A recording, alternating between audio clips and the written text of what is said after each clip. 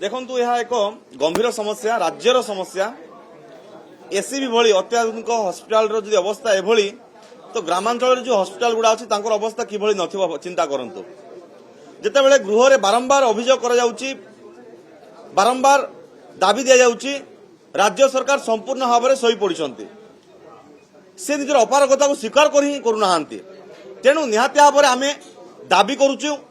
जो पर्यंत जो 13 जन निरीह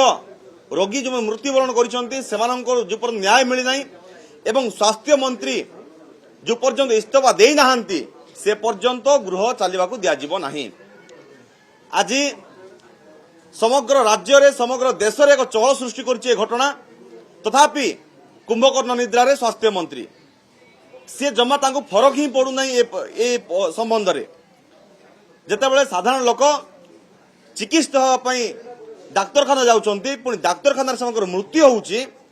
और तापाई जदि विभाग दायी रोची तापाई जदि मंत्री दायी रोचंती ताले काहे कार्यानुष्ठान नियाजिबो नाही।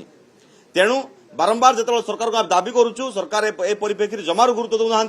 आम अनुरोध करुचु आर ठोस पदक्षेप नि जाऊ तल स्तरीय कर्मचारी को कार्यानुष्ठान नहीं किसी लाभ ना